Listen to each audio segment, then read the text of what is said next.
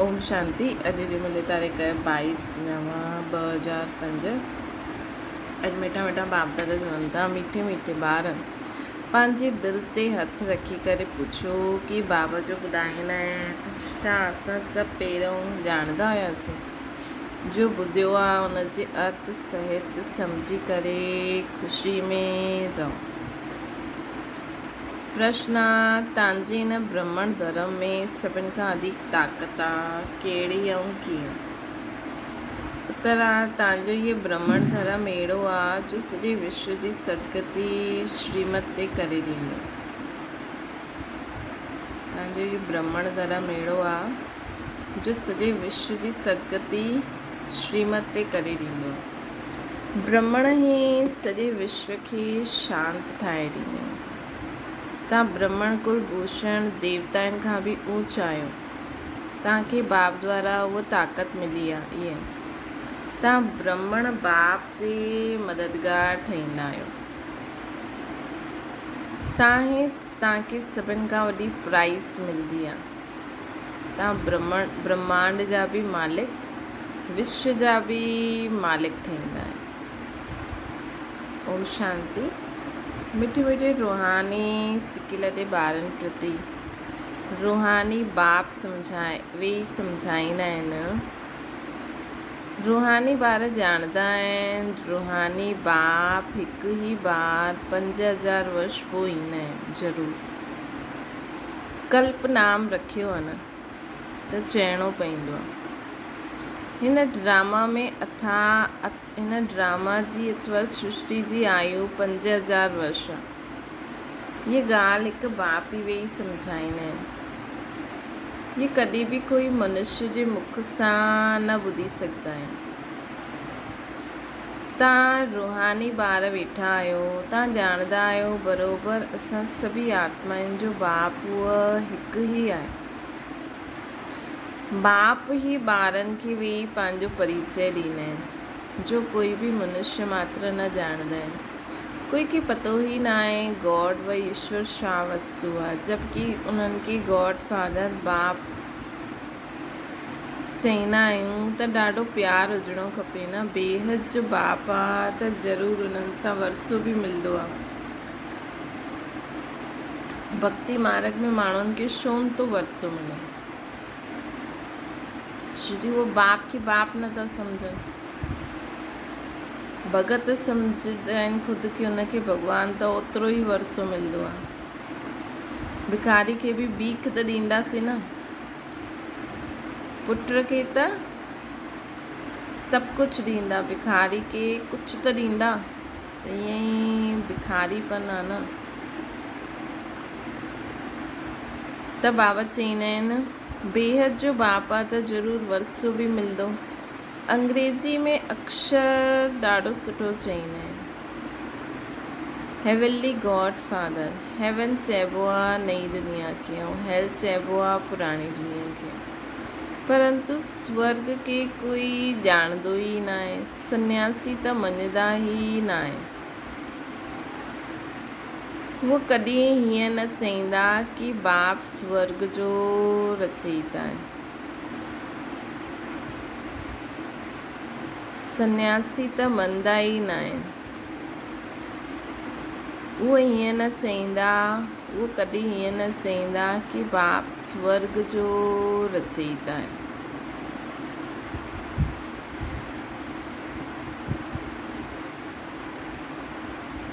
बाबा स्वर्ग जो रचयिता आहे। हेवनली गॉड फादर, ये अक्षर ॾाढो मिठो आहे। हेवन मशहूर बि आहे न। तव्हां ॿारनि जी बुद्धि में हेवन और हेल जो सॼो चक्कर सृष्टि जे आदि मध्य अंत जो बुद्धि में फिरंदो आहे।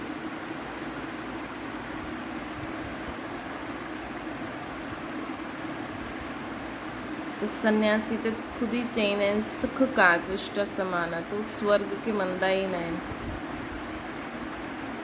वो कॾहिं न चईंदा कि बाबा स्वर्ग जो रचयिता आहे। श्री उन्हनि त भॻवानु शिव जी छवि एॾी सन्यासी जहिड़ी तपस्वी भस्मधारी नाग गले में धारण करण वारी अहिड़ी छवि आहे उन्हनि जी शिव शंकर खे मिलाए करे। त उहो कीअं मञंदा कि भॻवानु एॾी सुंदर सृष्टि रचंदो आहे जिते लक्ष्मी नारायण राधे कृष्ण घर गृहस्थी में रहंदा। हेवनली गॉड फादर, ये अक्षर ॾाढो मिठो आहे ऐं हेवन मशहूर बि आहे न। तव्हां ॿारनि जी बुद्धि में हेवन और हेल जो सॼो चक्कर सृष्टि जी आदि मध्य अंत जो बुद्धि में फिरंदो आहे। तव्हां ॿारनि जी बुद्धि में हेवन ऐं हेल सॼो सृष्टि जे चक्कर जी आदि मध्य अंत जो बुद्धि में फिरंदो आहे। जो सर्विसेबल आहिनि उहे कॾहिं त हिकु रस सर्विसेबल न ठहींदा आहिनि। सभी त न ठहींदा न, जेका हूंदा उन्हनि जी बुद्धि में फिरंदो रहंदो। तव्हां पंहिंजी राजधानी स्थापना करो था वरी खां, तव्हां चईंदा असां रुहानी ॿार बाप जी श्रेष्ठ मत ते हलूं था। उच ते उच बाबा जी ही श्रीमत आहे न।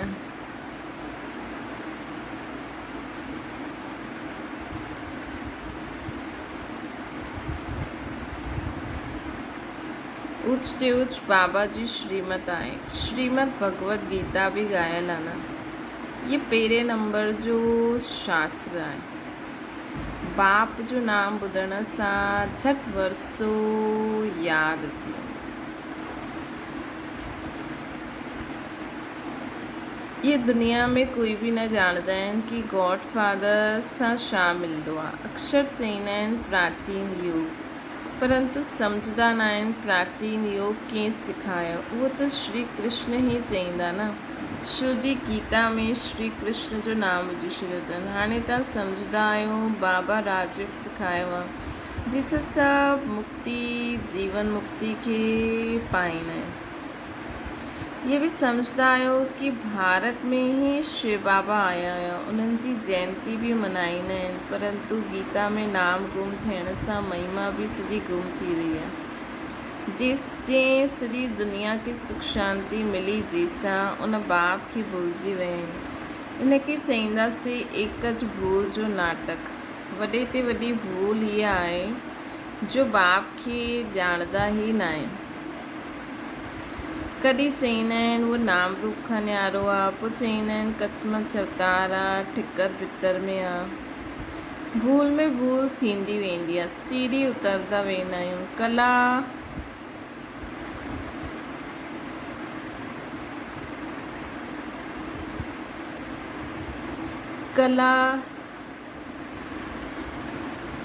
कला कम थींदी वेंदी आहे, तमो प्रधान ठहींदा वेंदा आहिनि। ड्रामा जे प्लान अनुसार जो बाप स्वर्ग जो रचयिता आहे, जंहिं भारत के स्वर्ग जो मालिक ठातो, उन्हनि खे ठिकर भितर में चई छॾियो आहे।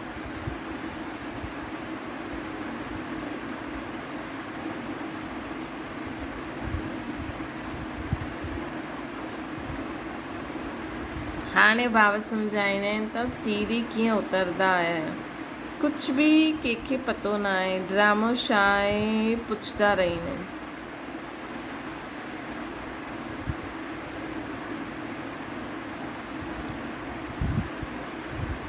ये दुनिया कॾहिं खां ठही, नई सृष्टि कॾहिं खां ठही, त चईंदा आहिनि लाखों वर्ष अॻियां। सम्झंदा आहिनि पुराणी दुनिया में त हाणे ॾाढा वर्ष पिया आहिनि। हिनखे अज्ञान अंधेरो चईंदासीं। गायन बि आहे न, ज्ञान अंजन सतगुरु ॾिनो, अज्ञान अंधेर विनाश। तव्हां सम्झंदा आहियो रचयिता बाप ज़रूरु स्वर्ग ई रचंदा। बाबा ही अची करे नर्क के स्वर्ग ठाहींदा आहिनि। रचयिता बाप ही अची करे सृष्टि जे आदि मध्य अंत जो ज्ञान ॿुधाईंदा आहिनि। ईंदा बि आहिनि अंत में, टाइम त लॻंदो आहे न। ये बि ॿारनि खे सम्झायो आहे ज्ञान में एतिरो समय न लॻंदो आहे जेतिरो यादि जी यात्रा में। 84 जन्मनि जी कहानी त जीअं हिकु कहानी आहे। अॼु खां 5000 वर्ष पहिरियों इन्हनि जो राज्य हुयो। उहो राज्य काॾे वियो? 84 जन्मनि जी कहानी त जीअं हिकु 84 जन्मनि जी कहानी त जीअं हिकु कहानी आहे। अॼु खां 5000 वर्ष पहिरियों कंहिंजो राज्य हुयो। उहो राज्य काॾे वियो? तव्हां ॿारनि खे हाणे सॼी नॉलेज आहे। तव्हां आहियो केतिरा साधारण। अजामिल जहिड़े पाप, अहिल्या ऐं कुब्जा ऐं भीलनियूं उन्हनि खे बि केतिरो ऊच ठाहींदा आहियो। बाबा सम्झाईंदा आहिनि तव्हां छा खां छा ठही विया आहियो। बाप अची करे सम्झाईंदा आहिनि पुराणी दुनिया जो हाणे हाल ॾिसो छा आहे। मनुष्य कुझु बि न ॼाणंदा आहिनि कि सृष्टि जो चक्कर कीअं फिरंदो आहे। बाबा चवंदा आहिनि तव्हां पंहिंजी दिलि ते हथु रखी पुछो अॻियां इहे कुझु ॼाणंदा आहियो? ॼाणंदा हुयो? कुझु बि न ॼाणंदा हुयसि न, है न, कंहिंखे बि न ॼाणंदा हुयसि। हाणे ॼाणंदा आहियूं। बाबा वरी खां अची करे असांखे विश्व जी बादशाही ॾींदा आहिनि। कोई जे ॿुधी में न ईंदो कि विश्व जी बादशाही छा थींदी आहे। विश्व माना सॼी दुनिया, है न। कंहिंजी ॿुधी में न ईंदो कि विश्व जी बादशाही छा थींदी आहे। विश्व जी बादशाही, विश्व माना सॼी दुनिया। तव्हां ॼाणंदा आहियो बाबा असांखे अहिड़ो राज्य ॾींदा आहिनि जो असां सां अधु कलाक ताईं कोई छीने न सघंदा। त ॿारनि खे केतिरी ख़ुशी हुजणी खपे। बाप सां केतिरो बार राज्य वरितो आहे। बाबा सत्य, शिक्षक बि सत्य ऐं सतगुरु त आहे सत्य। कॾहिं ॿुधियो ई न। हाणे अर्थ सहित तव्हां सम्झंदा आहियो। तव्हां ॿार आहियो, बाप खे त यादि करे सघंदा आहिनि। अॼुकल्ह नंढेपन में ई गुरु कराए ॾींदा। गुरु जो चित्र ठाहींदे बि गले में विझंदा आहिनि, उहा घर में रखंदा आहिनि। हिते त वंडर आहे। बाबा, शिक्षक, सतगुरु सभु हिकु ई आहिनि। बाबा चवंदा आहिनि मां साथ में तव्हांखे वठी हलंदमि। तव्हां सां पुछंदमि छा पढ़ंदा आहियो। तव्हां सां पुछंदा आहिनि छा पढ़ंदा आहियो। चओ असां नई दुनिया में राजे प्राप्त करण लाइ राजयोग पढ़ंदा आहियूं। तव्हां खां कोई पुछे छा पढ़ंदा आहियो त चओ असां नई दुनिया में राज ई प्राप्त करण लाइ राजयोग पढ़ूं था। इहा आहे ई राजयोग। जीअं बैरिस्टर योग हूंदो आहे त ज़रूरु बुद्धि जो योग बैरिस्टर तरफ़ वेंदो न। टीचर खे ज़रूरु यादि त कंदा। तव्हां चईंदा असां स्वर्ग जी राजाई प्राप्त करण लाइ पढ़ंदा आहियूं। केरु पढ़ंदो आहे? केरु पढ़ाईंदा आहिनि? शिव बाबा भॻवानु। शिव बाबा भॻवानु, उन्हनि जो नाम त हिकु ई आहे। हिकु ई हलो आयो आहे। रथ जो नाम त आहे न। मुंहिंजो नाम आहे शिव। बाप शिव ऐं रथ ब्रह्मा चईंदासीं। हाणे तव्हां ॼाणंदा आहियो इहे केतिरो वंडरफुल आहे न। शरीर त हिकु ई आहे। इन खे भाग्यशाली रथ छो चईंदा आहियूं? छो जो शिव बाबा जी प्रवेशता आहे त ज़रूरु ॿ आत्मायूं ठहरियूं। उहो बि तव्हां ॼाणंदा आहियो। ॿियो कंहिंखे इहे ख़्याल बि न ईंदो आहे। उहो ॾेखारींदा आहिनि भागीरथ गंगा लाई। छा पाणी लायो? हाणे तव्हां प्रैक्टिकल ॾिसंदा आहियो छा लायो, कंहिं लायो, कंहिं प्रवेश कयो? बाबा कयो न। शिव बाबा प्रवेश कई न। हुननि छा लायो? ज्ञान गंगा जल लायो। स्थूल पाणी न, ज्ञान लायो। मनुष्य में पाणी थोरी प्रवेश कंदो। ईअं निकिरंदो छा कोई? जटाइनि सां पाणी थोरी ईंदो। हिन ॻाल्हियुनि ते मनुष्य कॾहिं ख़्याल बि न कंदा आहिनि। चइबो बि आहे रिलीजन इज़ माइट। रिलीजन में ताक़त आहे। ॿुधायो सभिनि खां जास्ती कंहिं रिलीजन में ताक़त आहे?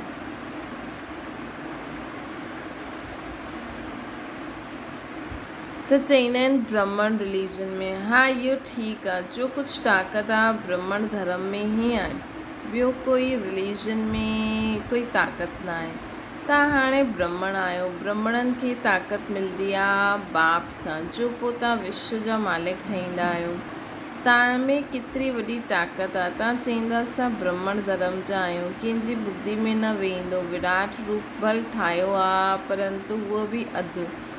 मुख्य रचता ऐं पहिरीं रचना ब्राह्मण धर्म खे त ॼाणंदा ई न आहिनि। बाबा रचता पोइ ब्राह्मण चोटी, इन में ताक़त आहे, है न। ॿियो सभु ॾेखारियो अथनि, लेकिन इहे 2 चीजूं न ॾेखारियूं अथनि। बाप खे सिर्फ़ु यादि करण सां ताक़त मिलंदी आहे। ॿार त ज़रूरु नंबरवार ई ठहींदा। त हिन दुनिया में सर्वोत्तम ब्राह्मण कुलभूषण आहियो, देवताउनि खां बि ऊच आहियो। तव्हांखे हाणे ताक़त मिलंदी आहे। सभिनि खां जास्ती ताक़त ब्राह्मण धर्म में आहे। ब्राह्मण छा कंदा आहिनि, सॼे विश्व खे शांति ठाहे ॾींदा आहिनि। तव्हांजो धर्म ई अहिड़ो आहे जो सर्व जी सदगति कंदा आहिनि श्रीमत द्वारा। तॾहिं बाप चईंदा आहिनि तव्हांखे पंहिंजे खां बि ऊच ठाहींदो आहे।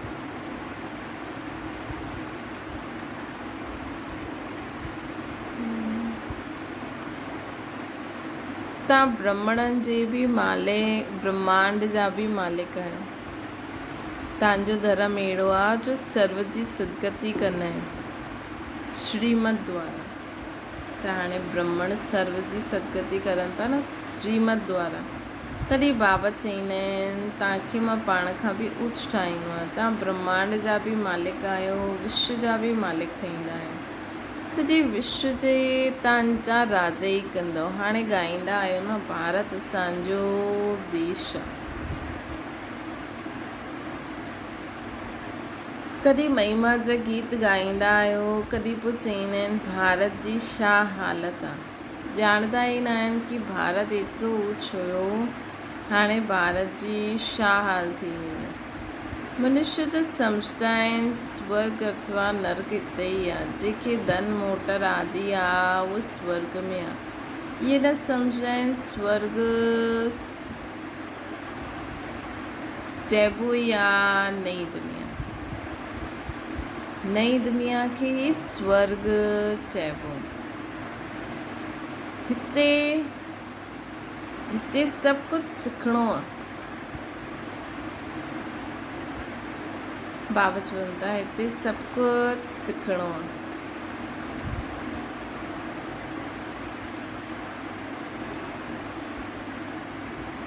साइंस जो हुनर बि हुते कम में ईंदो। हीअ साइंस बि हुते सुख ॾींदी। हिते इन्हनि सभिनि सां अल्पकाल जो सुख आहे, हुते त ॿारनि जे लाइ हीअ स्थाई सुख थी वेंदो। हिते सभु सिखणो आहे जो पोइ संस्कार खणी वञनि, है न। हिते सभु सिखणो आहे जो पोइ संस्कार ठही वेंदा।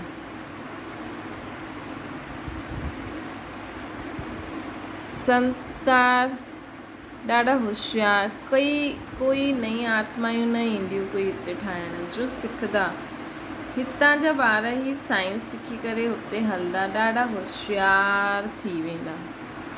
सभु संस्कार खणी वेंदा आहिनि, पोइ हुते कम में ईंदा आहिनि। हाणे आहे अल्पकाल जो सुख, पोइ उहो इहे बॉम्ब शादी ई सभिनि खे खलास करे ॾींदा।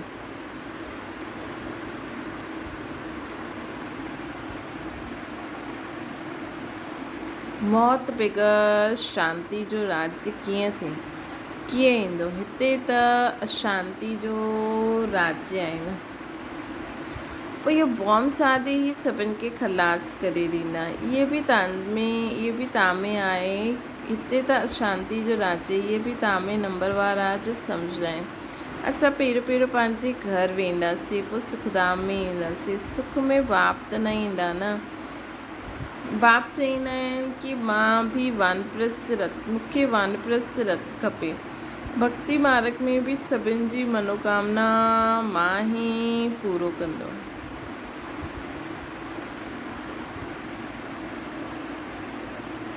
संदेशी खे बि ॾेखारियो कीअं भगत माण्हू तपस्या पूजा आदि कंदा आहिनि। देवतनि खे देवी देवताउनि खे सजाईंदा आहिनि, पूजा आदि करे पोइ समुद्र में डुबोए छॾींदा आहिनि। केतिरो ख़र्चु थींदो आहे, पुछो इहे कॾहिं खां आहे त चईंदा की कोई न, उहो ई असांजो, ओड़ो ई शिव, ओड़ो ई कीअं भॻत माण्हू इहे सभु कंदा आहिनि। पुछो इहे कॾहिं खां कंदा आहिनि त चईंदा परंपरा खां हलिया आहे। केतिरा भटकी रहंदा आहिनि, भटकदा रहंदा आहिनि। इहे बि ड्रामा में नूंदा, ये खेल पाल भी कंदा रहंदा आहिनि। चलो इन में ई बुद्धि बिज़ी रहे, कम से कम विकारनि खां त बची रहंदा। लेकिन हाणे त बाबा आहिनि, बाबा बार बार ॿारनि खे सम्झाईंदा आहिनि, असां तव्हांखे एतिरो मिठो ठाहिणु आया आहियूं। इहे देवता केतिरा मिठा आहिनि न। हाणे त मनुष्य केतिरा कड़वा आहिनि। जंहिं बाप खे ॾाढी मदद कई हुई,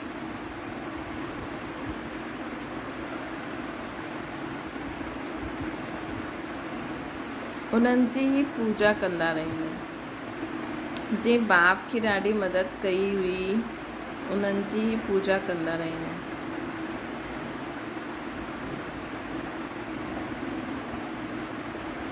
जंहिं बाप खे ॾाढी मदद कई हुई, जीअं मम्मा बाबा थींदा राधे कृष्ण लक्ष्मी नारायण, त हिननि ॾाढी मदद कई। पोइ नंबरवार ॿी आत्मायूं आहिनि, त दुनिया वारा उन्हनि खे पूॼदा रहंदा आहिनि। तव्हांजी पूजा बि थींदी आहे, पद बि तव्हां उच्च प्राप्त कंदा आहियो। बाबा ख़ुदि चईंदा आहिनि, मां तव्हांखे पाण खां बि उच्च ठाहींदो आहियां। उच्च थी उच्च भॻवान जी महिनत आहे। गीता में बि श्रीमत मशहूरु आहे न। श्री कृष्ण त हिन समय बाप खां वरसो था वठनि। श्री कृष्ण जी आत्मा हिन रथ में बाप सां प्रतिज्ञा कई आहे।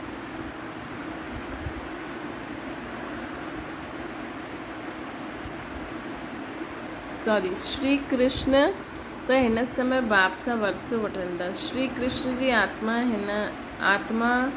जे रथ में बाबा प्रवेश कयो आहे। केतिरी वंडरफुल ॻाल्हियूं आहिनि न। कंहिंजी कॾहिं कंहिंजी बुद्धि में ईंदो ई न, इहे छा चईंदा आहिनि। कॾहिं आयो ईअं कृष्ण जी आत्मा एतिरा जन्म वठंदी, पोइ हुनजे अंतिम, हिन कल्प जे अंतिम जन्म में भॻवानु ईंदो, बाबा ईंदा, कुझु न ॼाणंदा हुयासीं न।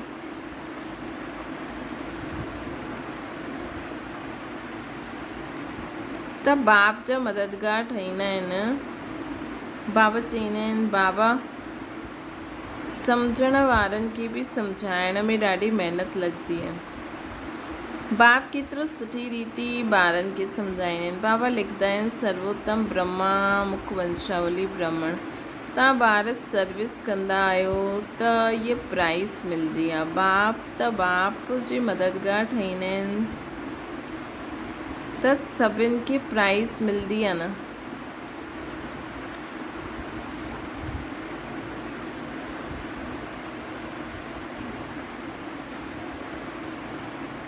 नंबरवार पुरुषार्थ अनुसार तव्हां में बि वॾी ताक़त आहे। तव्हां मनुष्य खे स्वर्ग जो मालिक ठाहे सघंदा आहियो। तव्हां रूहानी सेना आहियो। तव्हांजो इहे बैच न लॻाईंदव त मनुष्य खे सम्झंदा कि रूहानी मिलिट्री आहे। कीअं सम्झंदा उहो कि तव्हांजी इहा रूहानी मिलिट्री आहे।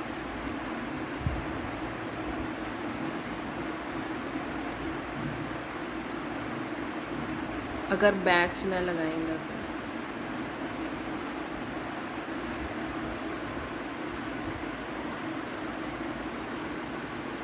बाबा चवनि था कि मिलिट्री वारनि खे हमेशह बैच लॻल हूंदो आहे। शिव बाबा ऐं नई दुनिया जो रचयिता, हुते हिन देवी देवताउनि जो राज्य हुयो, हाणे न आहे। पोइ बाप चईंदा आहिनि, मनमना भव, देह जे देह सहित सभु संबंध छॾे मामेकम यादि करो त कृष्ण जी डिनाइस्टी में अची वेंदो।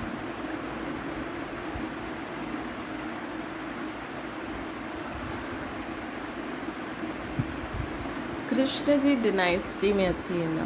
इन में लज्जा जी त कोई ॻाल्हि ई न आहे। बाप जी यादि रहंदी। बाबा इन्हनि जे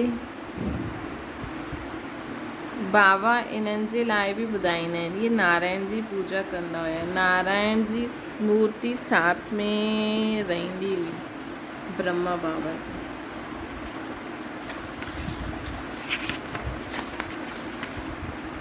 हलंदे फिरदे उन्हनि खे ॾिसंदा हुया। हाणे तव्हां ॿारनि खे ज्ञान आहे, बैच त ज़रूरु लॻो रहणो खपे। तव्हां आहियो नरसा नारायण ठहिण वारा। राजयोग बि तव्हां ई सिखलाईंदा आहियो।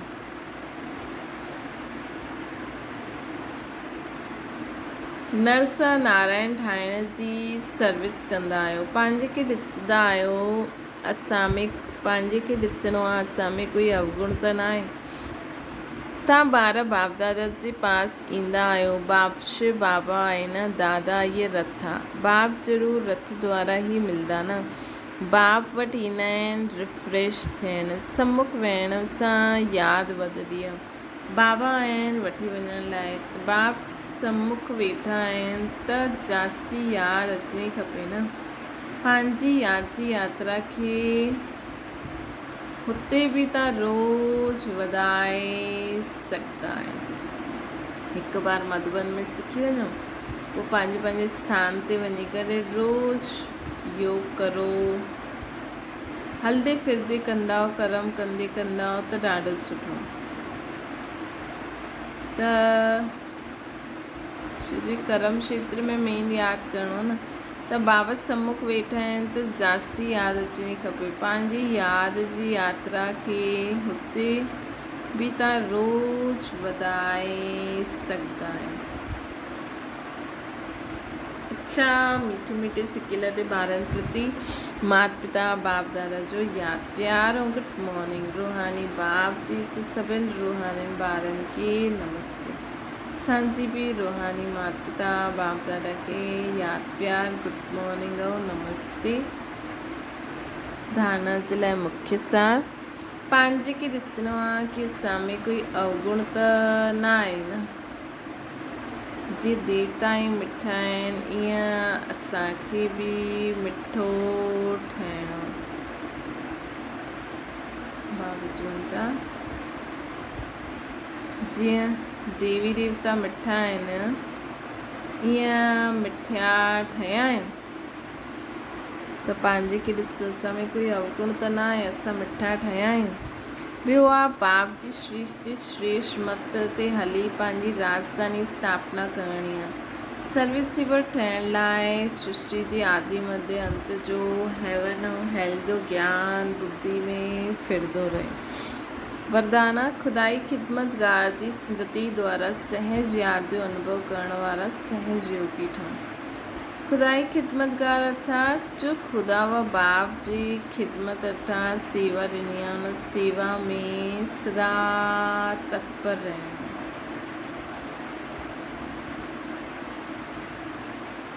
सदा ये नशो रहे कि असांखे स्वयं खुदा खिदमत ॾिनी आहे।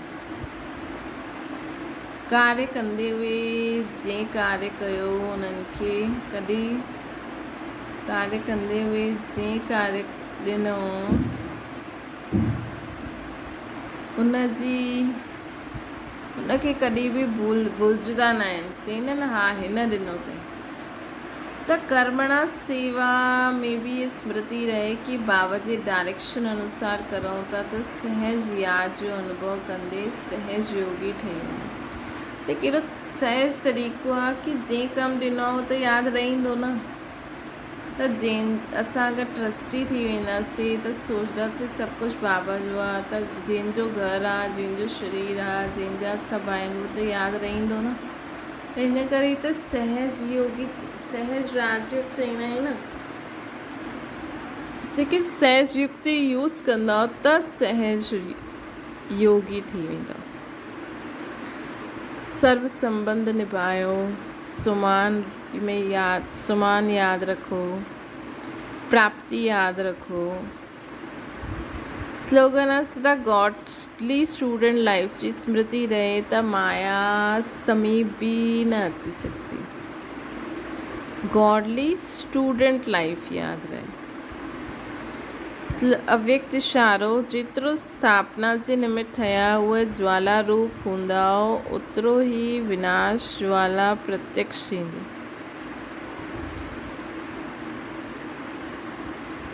संगठन रूप में ज्वाला रूप जी यादि विश्व जे लाइ विनाश जी निमित्त थी वेंदी। संगम युग ते बाबा चवनि था जेतिरो स्थापना जे निमित्त ठहिया उहे ज्वाला रूप हूंदा ओतिरो ई विनाश ज्वाला प्रत्यक्ष थींदी। संगठित रूप में ज्वाला रूप जी यादि विश्व जे विनाश जे कार्य खे संपन्न कंदी। इन करे हर सेवा केंद्र ते विशेष योग जा प्रोग्राम हलंदा रहनि। विशेष योग जा प्रोग्राम हलंदा रहनि तब विनाश ज्वाला जो पंखो लॻंदो। विनाश ज्वाला के पंखो लॻंदो।